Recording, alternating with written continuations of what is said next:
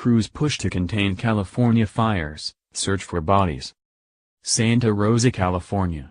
Reuters, crews fought their way across rugged, steep terrain on Tuesday in a push to gain full control of the deadliest wildfires in California history, as search and rescue teams picked through an ashy moonscape of destroyed homes looking for victims.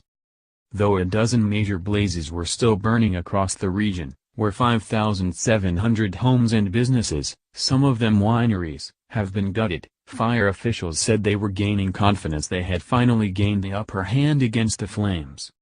There are still some concerns that if the west winds come up or we get some erratic winds they could push our lines, but as of right now we're looking pretty good, Steve Crawford, a fire operations chief, told reporters at a briefing in Sonoma County in the heart of California's celebrated wine country.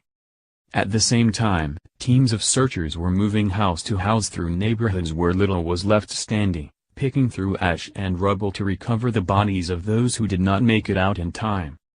Already 41 people have been confirmed killed in the fires, which erupted last week and were driven by dry, hot winds into Northern California communities, giving residents little or no chance to escape. Law enforcement officials said 63 people remained missing or unaccounted for in Sonoma and Napa counties. Most of the over 1,900 people listed in missing persons reports have turned up safe, including evacuees who failed to alert authorities after fleeing their homes, but authorities still fear they may find more charred bodies as they move into previously inaccessible areas. Tens of thousands of people remained displaced. Many would return to find nothing left, leaving them to hastily make alternative plans for shelter. Kevin Clotter, who owns Valley Quail Vineyard in Mendocino County, said his home and two barns were burned to the ground on his 6.5-acre, 2.63-hectare, property, but that he had managed to harvest 22 tons of grapes before the fire fame. Miraculously, the vineyard survived, Clotter said, adding that his insurance company was paying for his family to stay in a motel in nearby Ukiah. As for the long term, he said, he and his wife Bree would buy a recreational vehicle to live in while they rebuild at estimated cost of $700,000. Fire officials said investigators were working to determine the cause of each blaze. Light winds on Tuesday helped a small army of 11,000 firefighters gain more control of the flames, which have blackened more than 245,000 acres, 86,200 hectares, an area more than 5 times the size of Washington, D.C.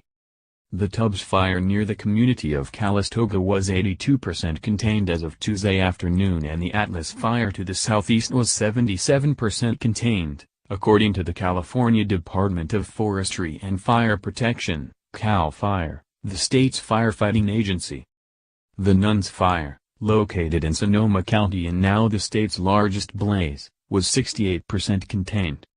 Fire officials, employing more than 960 fire engines, 30 air tankers and 73 helicopters, hoped the blazes would be fully contained by Friday.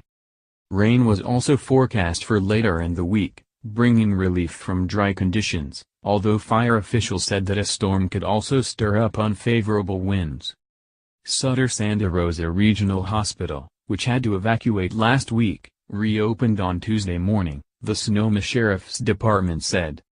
The wildfires are California's deadliest on record, surpassing the Griffith Park fire of 1933 in Los Angeles, which had 29 deaths.